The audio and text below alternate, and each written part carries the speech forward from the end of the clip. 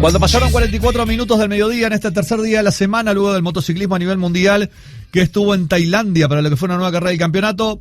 Querido Dani, como siempre, hay gusto enorme recibirte. Bienvenido, ¿cómo te va? Muy bien, Flavio, ¿cómo estamos? ¿Todo bien? Oliveira con la KTM, victoria. ¿Sorprendió la victoria de Oliveira con KTM? Bueno, yo creo que cuando los que estábamos viendo lo que estaba pasando con el tema del clima, bueno, era una oportunidad porque recordemos Mandalika como Oliveira en el agua va muy, pero muy bien y bueno, todo lo que sabíamos de ese talento especial que tiene Miguel para poder andar sobre mojado, bueno, se volvió a repetir. Es el mismo escenario que Mandalika, un escenario bastante complicado, ¿no? Yo te diría, Flavio, el más complicado de los últimos años, porque fue una batalla en un escenario con una enorme cantidad de lluvia, con una temporada tipo monzón, donde los pilotos declaraban cosas increíbles, ¿no? Yo creo que lo más relevante es de alguien que siempre dice las cosas de una manera muy especial, que estoy hablando de Kyle Crutchlow, ¿no? Que bueno, que siempre es muy directo, muy incisivo en todas sus declaraciones, muy cortas, y él incluso cuando llega el momento de las preguntas, dice, hagan preguntas cortas porque yo voy a dar respuestas cortas. Y bueno, entre las respuestas que dio, dijo, bueno, me pasaban cosas increíbles, ¿no? Ir en quinta a fondo y tener que cortar en plena recta, y por eso a veces aparecían tiempos de 3 y 4 segundos diferentes a los tiempos de carrera, porque teníamos que literalmente cortar en la recta porque no sabía qué había adelante. De hecho, una de las pasadas por recta consideró de que ya había pasado su referencia de frenaje y esperó lo peor. Felizmente todavía no había llegado a ese punto de frenaje, le faltaban 400 metros y se pudo detener. Pero fueron momentos muy complicados porque en una carrera de esta naturaleza, viendo cómodamente desde un televisor, es muy fácil, ¿no? Pero estar ahí es muy complicado y entre las tantas observaciones que hizo Cal, dijo que lo peor de todo era la visibilidad, ¿no? De no saber. En un momento él encontró una moto delante de él y hasta que no la sobrepasó no sabía que era Quartararo. No podía distinguir ni a su propio compañero de equipo. Yo creo que el único que se aventajó de estar adelante fueron los dos primeros en el tema de Jack Miller y Miguel Oliveira.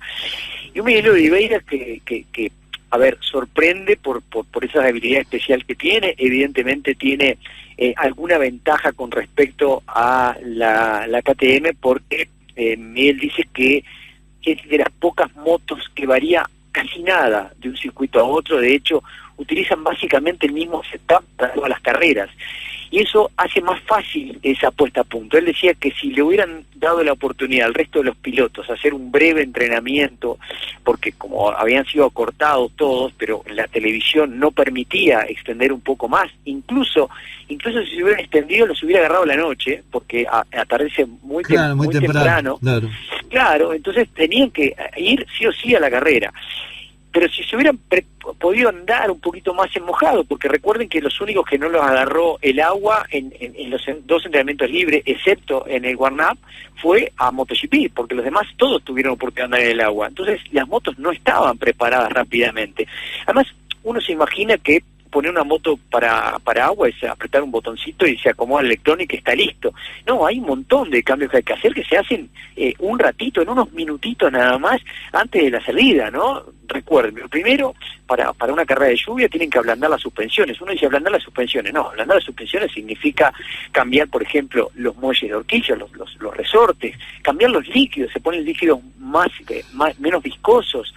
Hay que trabajar y en esa combinación que yo se las he repetido muchas veces, hay un millón literal de posibilidades de combinación entre la rueda delantera y la rueda trasera. O sea, ellos trabajan con determinada información que tienen a través de los años, pero es muy difícil acertar con esa puesta a punto.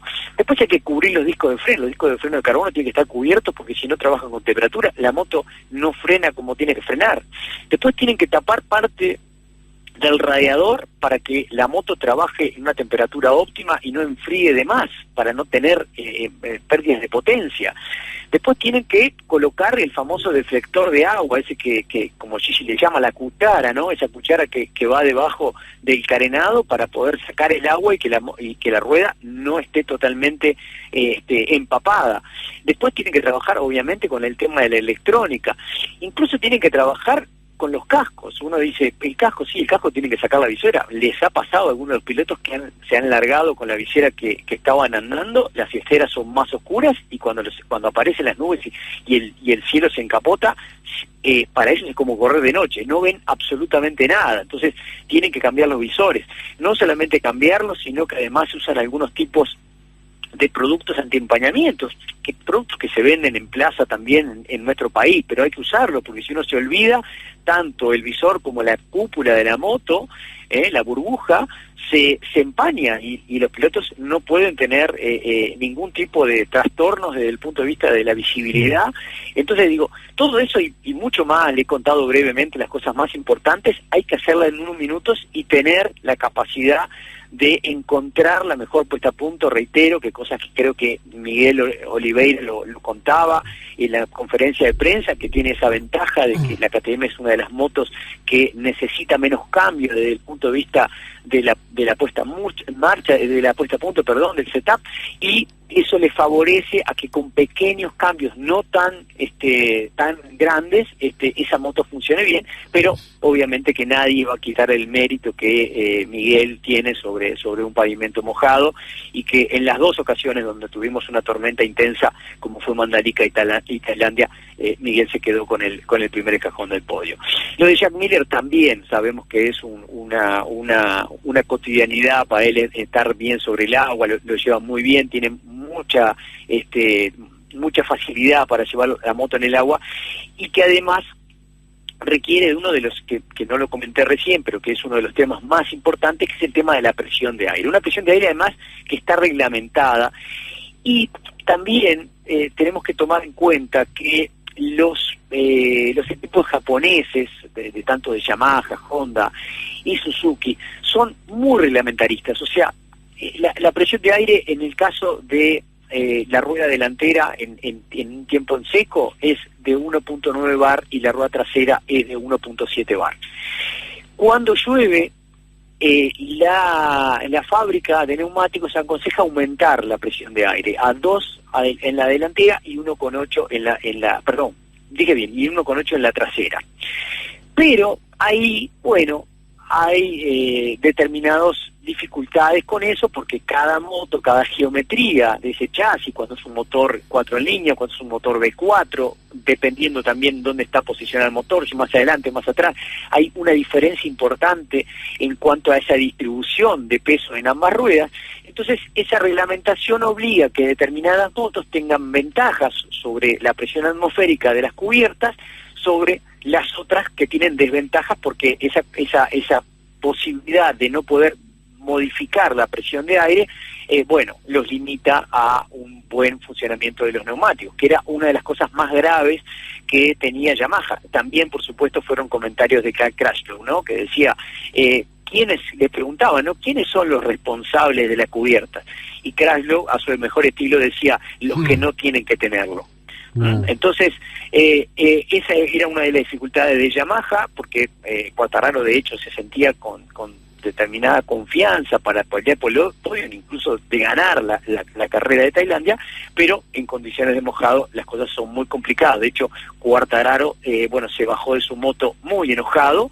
Ni siquiera sus jefes pudieron conversar con él, porque él se bajó de la moto, dio la vuelta a su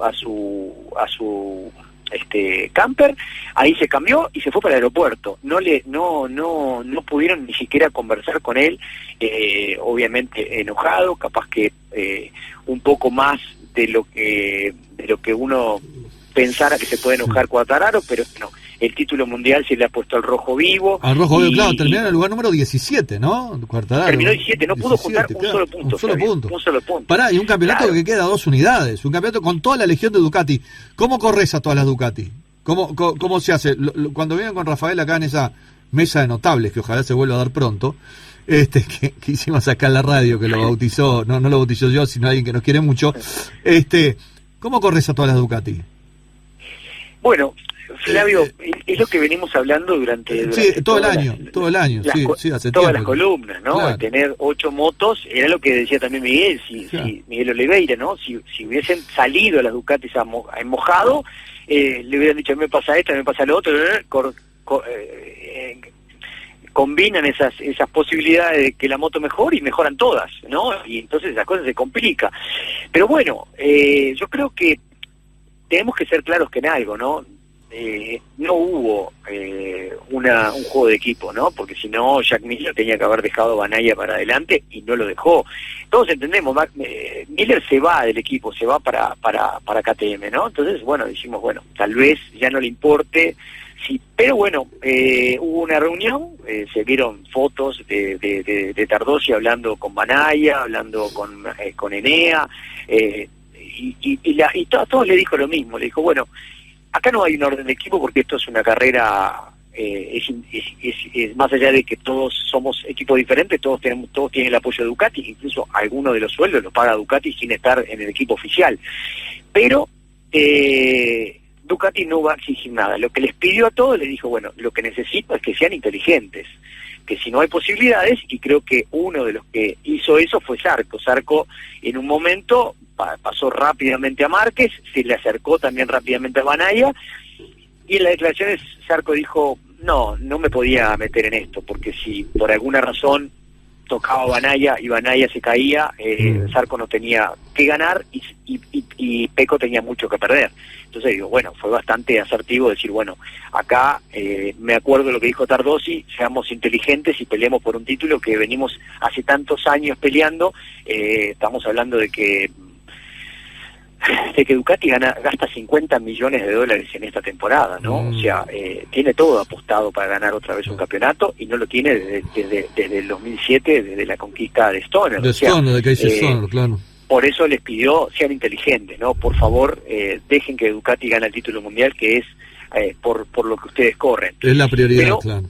Era una prioridad, pero al final de cuentas la realidad es que Miller no le permitió a Banaya cederle ese puesto y Zarco no lo pasó porque no tenía nada que ganar, porque si no lo hubiese pasado. Y como dijo el propio Zarco, tampoco yo tengo muchos ya podios, tengo hecho muchos puntos, pero no tengo ningún triunfo. Si la última vuelta era con Banaya y podía ganar, lo hubiera pasado, o lo hubiera intentado pasar. O sea que, contestando un poco a tu pregunta, Flavio, yo creo que tal vez, de acuerdo a cómo se entreven las cartas en esta segunda parte del circuito oceánico, entre las dos carreras que quedan en la de Australia y la de Malasia, Malasia y Valencia, para Valencia tal vez sí haya algo que capaz que no nos enteremos directamente, pero que se pueda ver en el final del campeonato alguna ayudita a Pecco para que logre este campeonato. Y digo a Pecco porque no sabemos realmente qué es lo que va a pasar, porque todo lo que suponíamos, o supuse yo que no podía pasar, en un momento del campeonato le dije, ya Pecco no tiene ninguna posibilidad y Pecco está peleando el título a 2 puntos. Qué operativo descuento que se mandó, fue imponente. El operativo descuento de Banaya fue imponente. Dani, perdóname, hablando de finalizar, 30 segundos más y la seguimos si querés el viernes, no hay ningún problema. Porque la verdad que nos deleitaste, nos gratificaste, nos metiste tanto dato que fue imponente. La verdad que fue imponente. A ver, Flavio, para cerrar la columna, reitero, acá yo creo que ahora el todo ha cambiado. Si analizamos un poquito más, también podemos ver que el propio Bastianini está a 180 puntos y Miller a 179. También hubo un enorme recorte de puntos de parte de Miller, y matemáticamente desde Miller, que está quinto, a Quartararo, todos están con posibilidades de matemática de pelear por esos 75 puntos que quedan en juego. Yo sé que es difícil que pase, pero ya como decimos siempre, ¿no? Las carreras de moto no es hasta la última curva, sino hasta los metros finales antes de llegar a la llegada. Querido Dani, gracias. La seguimos a la semana, por supuesto este fin de semana no tenemos motociclismo, después viene Phillip Island, después Malasia y la Comunidad 16 Valenciana. Australia, 29 Malasia y 6 de noviembre llegamos a Valencia. A Valencia para ponerle punto final. Querido Dani. Querido Flavio, un placer enorme como siempre compartir contigo. Te mando un abrazo a ti y a toda la audiencia y por supuesto decirles que no desaprovechen estos días, que está divino para andar en moto. Para andar en moto. No se olviden del casco y el héroe. Un abrazo grande. Abrazo grande, Dani. Gracias.